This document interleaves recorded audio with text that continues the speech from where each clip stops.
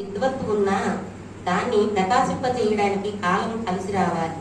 అదృష్టం లేని విద్వత్తు కొండంత ఉన్నా అది బయటకు కనిపించదు. ప్రయత్నం చేయాలి. ప్రయత్నం అనుగ్రహానికి దారి తీస్తుంది. అనుగ్రహం ప్రయత్నం చేయిస్తుంది అంటారు రమణ మహర్షి. ఆశీర్వచనాలు ఫలించే వేళ రావాలి. అదృష్టం మనల్ని వెతుకుతూ ఉండాలి. విజయం పూలమాల పట్టుకుని తిరుగుతుండాలి. మనం మాత్రం మన పనిలో నిగ్నమై ఉండాలి. తన పని తాను శ్రద్ధగా చేసే వ్యక్తి ఇతరత్ర ఆలోచించడు. అతడికి అన్నీ కలిసి వస్తాయి. ఒక లెక్క ప్రకారం తనకిచ్చిన పనిని తాను తలవంచుకుని చేసుకుపోతాడు. అతడు జయాపజయాలకు అతీతంగా ఉంటాడు. కొండని తవ్వి ఎలుకను పెట్టేవాడికైనా, లేదంటే వెంట్రుక కట్టి కొండని లాగాలనుకున్న వాడికైనా ఆశీర్వచనాలు ఫలించాలి. అనుగ్రహం ఆశీర్వచనాల విత్తనాలను ఫలింపజేస్తుంది. ఆశీర్వచనాలు ముప్పడిగా కావాలి. నేను చేస్తున్నాను, నేనే చేసేస్తున్నాను, నాలాగా ఎవరూ చెయ్యలేరు అనే భావం విడిచిపెట్టాలి.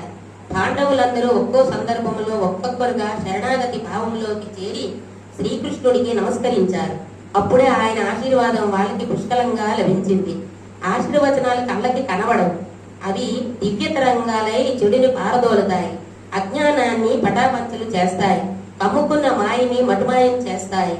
అందుకే ఏ పని మొదలుపెట్టినా ఆశీర్వచనాల కోసం అరులు చాచాలి. అనుభవజ్ఞులు, పెద్దవాళ్లు, తల్లిదండ్రులు, గురువుల ఆశీస్సులు మెండుగా తీసుకోవాలి. ఆశీర్వచనాల పంట పండితే మనం తలపెట్టే పనులకు ఎదురుండదు. అపజయం మాట వినపడదు. జయము పరుగులు తీసి ముందుకు వస్తుంది.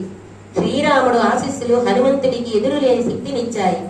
ఇది నా బలం కాదు, శ్రీరాముడిది అని అనుకునే అద్భుతమైన జ్ఞానం అతన్ని మహావీరుడిగా నిలిపింది.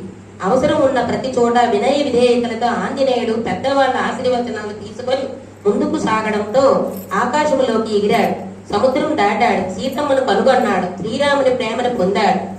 ఆశీర్వచనాలు పెద్దలు ఇచ్చే వరకు ఆగకూడదు. మనమే వెళ్లి స్వయంగా వారికి నమస్కరించి మీ ఆశీర్వచనాలు మాకు కావాలి అని పట్టుబట్టి పొందాలి. ఆశీర్వచనాల శక్తి తెలుసుకున్న వాళ్ళు, దివ్యాశీషుల ప్రేమ గ్రహించిన వాళ్ళు తామే చొరవ తీసుకుంటారు. అంపశయ్య మీద ఉన్న భీష్ముడి దగ్గరికి వెళ్లి ధర్మరాజు గొప్ప జ్ఞానాన్ని పొందినట్లుగా ఆశీర్వచనాలు పొందుతారు. పెద్దలు, ఋషులు, యోగులు, జ్ఞానులు, సంతులు, ప్రవక్తలు, తల్లిదండ్రుల ఆశీర్వచనాలు విశ్వమంతా ఉంటాయి. అయినా మనం సందర్భానుసారము కార్యసాధన నిమిత్తం ఆశీస్సులు తీసుకోవాలి.